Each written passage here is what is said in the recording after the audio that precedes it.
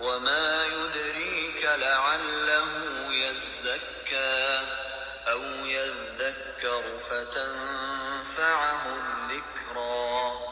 بسم اللہ والصلاة والسلام علی رسول اللہ وعلی آلہ وصحبہ اجمعین. سورۃ عبسہ. لفظی ترجمہ. آیات 3 اور 4 کے ہم دیکھتے ہیں. آیہ نمبر 3. وما اور کیا. یدریک کی جو جڑ ہے اس کا مادہ ہے وہ دال را یا ہے. درایا کا معنی ہوتا ہے کہ کسی چیز کی کھوج لگانا، کسی چیز کا پتہ نہ ہو. یدریک کیا چیز بتائے تجھ کو.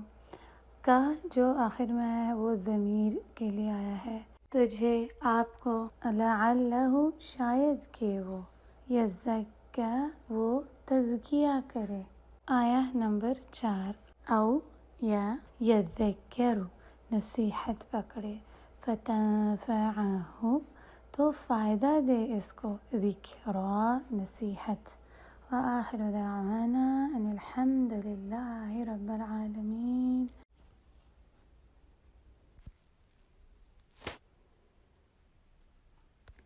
بسم اللہ الرحمن الرحیم. عبس وتولى أن جاءه الأعمى وما يدريك لعله يزكى أو يذكر فتنفعه الذكرى. بسم اللہ والصلاة والسلام علی رسول اللہ وعلی آلہ وصحبہ اجمعین. رب اشرح لی صدری ویسر لی امری واحلل عقدۃ من لسانی یفقہوا قولی. اما بعد. سورۃ عبسہ.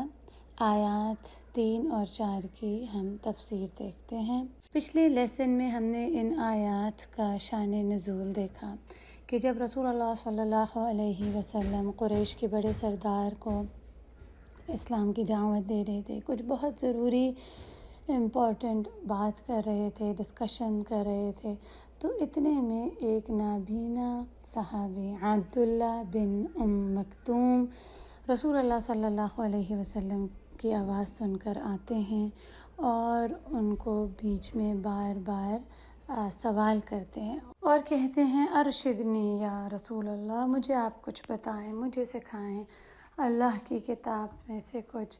وہ سیکھنا چاہتے ہیں اور اپنے آپ کو پاک کرنا چاہتے ہیں. رسول اللہ صلی اللہ علیہ وسلم نے ان کی طرف دھیان نہیں کیا اور ان سے بے رخی برتی، منہ موڑ لیا، جو ایک بہت ہی نیچرل سا رسپانس ہے. جب ہم کسی سے ضروری بات کر رہے ہوتے ہیں تو ہم اپنی بات پہلے ختم کرتے ہیں اور پھر دوسرے سے اس کا مسئلہ پوچھتے ہیں، پھر دوسرے سے بات کرتے ہیں. اس بات کو اساتذہ یا کوئی استاد بہت اچھی طرح سمجھ سکتا ہے کہ یہ کتنی مشکل سچویشن ہو جاتی ہے جب اسٹوڈنٹس کے سوالات کی بارش برس جاتی ہے. ایک کے بعد ایک سوال اسٹوڈنٹس کر رہے ہوتے ہیں اور پھر ایسا بھی نہیں ہے کہ پہلے کو اگنور کر دیں، اس کی بات مکمل کر کے دوسری کی طرف متوجہ ہو جائیں. سبحان اللہ. یہ آیہ مجھے ہمیشہ یاد آتی ہے جب اکثر میرے پاس بھی مختلف ڈائریکشن سے سوال آ رہے ہوتے ہیں. ہر کوئی چاہتا ہے کہ اس کی طرف متوجہ ہوں. تو سبحان اللہ، اسٹوڈنٹس کو بھی اس چیز کو سمجھنا چاہیے کہ وہ اب تھوڑا انتظار کریں، پہلے کو اپنی بات ختم کر لینے دیں، پھر اپنی بات کریں. یا کوئی سوال ہے، جو کچھ بھی پوچھنا ہے وہ پوچھیں. اور اگر استاد کے ساتھ ملنا ہے، کوئی الگ سے پرائیویٹ میں بھی بات کرنی ہے تو بھی انتظار کریں، ویٹ کریں، لائن بنا لیں، ایک دوسرے کے اوپر نہ چڑھیں، صبر و تحمل سے کام لیں. یہ اسٹوڈنٹس کے ایٹیکیٹس ہیں، مینرز جو ہم سب کو سیکھنے چاہیے. لیکن سبحان اللہ، ان آیات میں اللہ سبحانہ وتعالی اسٹوڈنٹ کو نہیں کچھ سکھا رہے جو عبداللہ بن مکتوم ہے، بلکہ اللہ سبحانہ وتعالی رسول اللہ صلی اللہ علیہ وسلم جو استاد ہیں، ٹیچر ہیں، ان کو بتا رہے ہیں کہ آپ اپنی توجہ اس کی طرف کریں جو آپ کی توجہ کے قابل ہے، نہ کہ وہ جس کو آپ کی کوئی قدر نہیں، اس کو کوئی پرواہ نہیں ہے، جو آپ اس کو خیر دینا چاہ رہے ہیں اس کو کوئی پرواہ نہیں ہے، اور جو آپ کے پاس علم ہے اس میں اس کو کوئی دلچسپی نہیں ہے۔ تو آپ کو ایسے انسان کے ساتھ وقت ضائع کرنے کی ضرورت نہیں، بلکہ اس کی طرف متوجہ ہوں جو اس دین میں دلچسپی رکھتا ہے، جو اللہ سے ڈرتا ہے، جو سیکھنا چاہتا ہے، اپنے آپ کو پاک کرنا چاہتا ہے۔ دین کوئی اتنا سستا نہیں ہے کہ اس کی ریکویسٹ کی جائے کہ آپ اس کی طرف متوجہ ہوں، بلکہ جو عقل اور فہم رکھتا ہو، جس کے اندر خیر ہوگی، وہ خود بخود اس کی طرف آئے گا، اور اس کی طرف متوجہ ہونا چاہیے جو اس میں دلچسپی رکھے۔ اچھا، ان آیات کو تھوڑا سمجھنے کی ضرورت ہے، اور ان کو ہم اسی وقت بہتر سمجھ سکتے ہیں جب ہم ان آیات سے جو سبق ہمیں ملتے ہیں ان کو ہم سیکھیں، ان کے اوپر غور و فکر کریں۔ الوقافات التدبریہ، اور اس کے بعد جب ہم ان کے اوپر غور و فکر کریں گے، ان کو سوچیں گے، سمجھیں گے، تو ہی بہترین طریقے سے ہم ان پر عمل بھی کر پائیں گے۔ العمل بالآیات۔ ہم تفسیر السعدی سے ان آیات کے بارے میں سیکھتے ہیں۔ بہت ہی خوبصورت عربی میں ان آیات کی تفسیر ہے، پر یہاں پر چونکہ اتنا وقت نہیں تو اردو میں انشاءاللہ تعالی میں اس کا آپ کو بریفلی بتا دیتی ہوں، جس میں یہ بتایا گیا ہے کہ ان آیات میں اللہ سبحانہ و تعالی ایک بہت ہی اہم سبق سکھا رہے ہیں تمام اساتذہ کو، جو بھی دین سکھاتا ہے، چاہے وہ انبیاء ہیں یا انبیاء کے بعد جو بھی سکھانے والے ہیں، چاہے وہ داعی دین ہیں، دعویٰ کرنے والے ہیں، وعظ کرنے والے ہیں، ڈرانے والے ہیں، مذکرین ہیں، اللہ کا ذکر کرنے والے ہیں، ان کو اس چیز کو سمجھنا چاہیے کہ کون ہے جو آپ کی توجہ کے قابل ہے، اور ان کے اوپر واجب ہے کہ وہ اس کو توجہ دیں،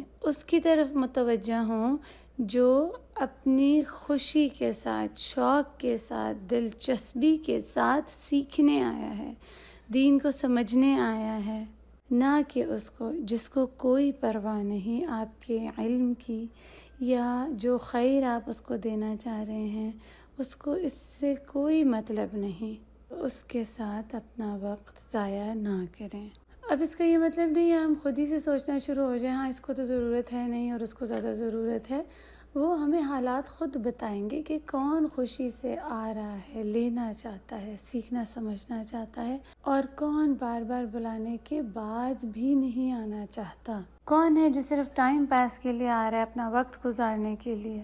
اللہ اکبر، کتنا بڑا سبق اللہ سبحانہ و تعالی ہمیں ان آیات سے سکھا رہے ہیں کہ اس کی طرف متوجہ ہوں جو آپ سے سیکھنا چاہتا ہے، سمجھنا چاہتا ہے، اپنے آپ کو پاک کرنا چاہتا ہے، اپنے آپ کو بدلنا چاہتا ہے، اللہ سے ڈرتا ہے، اللہ کے قریب آنا چاہتا ہے، اس کی رضا کے لیے اس کی طرف متوجہ ہوں، جیسا کہ آیہ نمبر 3 میں ہے وَمَا يُدْرِيكَ لَعَلَّهُ يَزَّكَّىٰ، اور کیا چیز آپ کو بتائے کہ شاید کہ وہ تزکیہ اختیار کریں۔ یدریک ادراء سے درایا بھی ہوتا ہے کسی چیز کا کھوج لگانا، جیسے بعض اوقات ہمیں کسی چیزوں کا کچھ پتہ نہیں ہوتا، تو یہاں پر یہ کہا جا رہا ہے کہ آپ کو کیا معلوم کہ اگر آپ اس کی طرف توجہ دے دیتے تو وہ نصیحت پکڑتا، اپنے آپ کو بہتر بنانے کے لیے کوشش کرتا، اپنی آخرہ کے لیے کام کرتا، اپنی کمیوں کو دور کر کے اپنے میں اور بہتری لے کر آتا۔ یزکا، پاک کرنا تزکیہ سے، جیسے ہم نے پہلے بھی سیکھا تھا کہ وہ جو برائی ہے اس کو دور کرنا اور خوبصورت بنانا۔ تزکا میں 2 چیزیں آتی ہیں، تخلیہ اور تحلیہ۔ تخلیہ کیا ہے؟ برائی کو، گندگی کو، گناہوں کو، کمیوں کو دور کرنا، پہلے اپنے آپ کو اس سے صاف کرنا، اور اس کے بعد تخلیہ کہ ایمان فن سے اس کو خوبصورت بنانا، سنوارنا، سجانا اور امپروو کرنا۔ تو اللہ سبحانہ و تعالیٰ فرما رہے ہیں کہ آپ نے ان سے کیوں بے رخی برتی، کیوں انہیں اگنور کیا؟ وہ ایک بہت ہی اہم شخصیت ہے، وہ زیادہ امپورٹنٹ ہیں ان تمام قریش کے سرداروں سے جو اللہ کے دین میں کوئی دلچسپی نہیں رکھتے۔ عبداللہ بن مکتوم اللہ کے لیے زیادہ اہم ہے، اللہ ان سے محبت کرتا ہے۔ علماء اس سے ایک اور سبق نکالتے ہیں کہ دیکھیں، بعض اوقات ایسا ہوتا ہے کہ ہم بھی کچھ لوگوں کو اپنی زندگی میں اتنا اہم نہیں سمجھتے۔ کبھی کچھ لوگوں کو ہم مال میں، شکل و صورت میں، عقل میں، سٹیٹس میں کم سمجھتے ہیں، ان کی طرف متوجہ نہیں ہونا چاہتے، ان کو چھوٹا سمجھتے ہیں، استغفر اللہ ربی، اور اللہ کی نظر میں ان کا مقام کیا ہوتا ہے یہ تو اللہ سبحانہ تعالیٰ ہی جانتے ہیں کہ کون زیادہ عزت کے قابل ہے۔ اچھا، کبھی آپ کی زندگی میں ایسا ہوا ہے کہ آپ کسی سے ملاقات کرنے کی بہت خواہش رکھتے ہوں اور کبھی آپ کی اس سے ملاقات ہو جائے کہیں، لیکن آپ نے بس ایسے سرسری ہی سا مل لیا، بعد میں آپ کو پتہ چلتا ہے کہ یہ تو وہ شخص تھا جس سے آپ ملنے کے لیے بےتاب تھے، پھر آپ کو کتنا افسوس ہوتا ہے کہ میں نے کیا کر دیا، میں نے تو صحیح سے سلام بھی نہیں کیا، کوئی بات بھی نہیں کی۔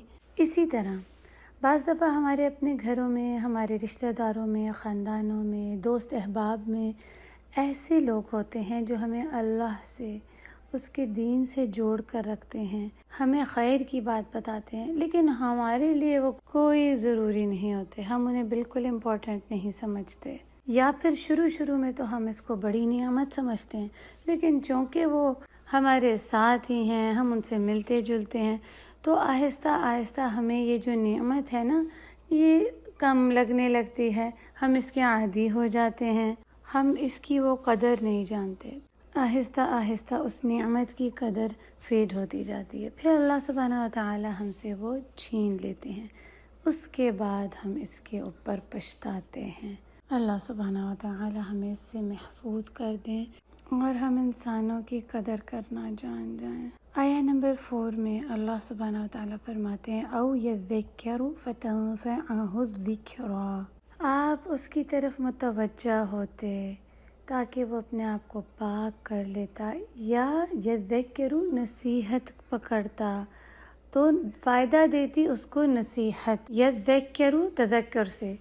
یہ ایسا سبق ہوتا ہے کہ جب کسی کو کوئی جھٹکا لگے، اپنے ہی کسی کام کرنے سے وہ سبق سیکھے تو وہ اسے کبھی نہیں بھولتا، تو تذکر ایسا ہوتا ہے۔ یا ایسی نصیحت کبھی کبھار جو کسی کو بہت سنسیئرلی چاہیے ہوتی ہے اور وہ اس نصیحت سے اپنے آپ کو بدلنا چاہتے ہوں، اس کو کہتے ہیں یذکر، تو فائدہ دے اس کو ایسی نصیحت، ذکرہ، ایسا پاورفل ریمائنڈر، ایسی مضبوط نصیحت جو فائدہ دیتی ہے، کبھی کبھار فوراً ہی اور کبھی کبھار آگے جا کر آپ کی زندگی میں آپ کو بہت کام آتی ہے، کہ جیسے ابھی نصیحت کی تو بعض اوقات فوراً نہیں اس کا عمل میں نظر آتا، لیکن آگے زندگی میں جا کے وہ آپ کو بہت فائدہ دیتی ہے۔ اس کو آپ ایسے سمجھیں کہ جیسے ایک بیج ہے، بیج بو دیا جاتا ہے، پھر ایک خوبصورت پودا بننے میں اسے وقت لگتا ہے،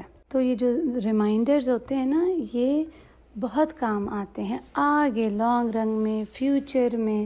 مجھے بھی آج تک یاد ہے جو میرے والدین نے، جو میرے اساتذہ نے مجھے جو نصیحتیں کی تھیں، وہ آج بھی کام آ رہی ہیں، اور سب سے بڑا ریمائنڈر، جو سب سے بڑی نصیحت ہے، وہ قرآن ہے۔ وہ لوگ جو اپنے آپ کو بھی اور اپنی فیملی، اپنے بچوں کو بھی اس قرآن سے جوڑ کر رکھتے ہیں، قرآن کلاسز کی طرف لے کر آتے ہیں، تو سبحان اللہ وہی صحیح کام کر رہے ہیں، وہی فائدہ دے گا ان کو اور ان کی اولاد کو ابھی بھی، اور خاص طور پر آگے ان کی زندگی میں لانگ رن میں وہ دیکھیں گے اس کے پھل، ان کی محنت رائے گاہ نہیں جائے گی، خاص طور پر اس دور میں جب وقت میں برکہ نہیں، جب فتنہ اتنا زیادہ ہے۔ کتنا مشکل ہے اپنی فیملی کو، اپنے بچوں کو قرآن سے جوڑنا، قرآن کلاسز سے کنیکٹ کرنا۔ آج کی تھوڑی سی محنت ہی ان کے لیے صدقہ جاریہ بن جائے گی، ان کی زندگی اور آخرت سنوار دے گی، والدین کی بھی اور اولاد کی بھی۔ قرآن تو بہت بڑا ریمائنڈر ہے، اور ہر روز ہی کچھ نہ کچھ قرآن سے سیکھنا چاہیے۔ اگر ہر روز نہیں تو کم از کم ہفتے میں چند منٹ ہی صحیح۔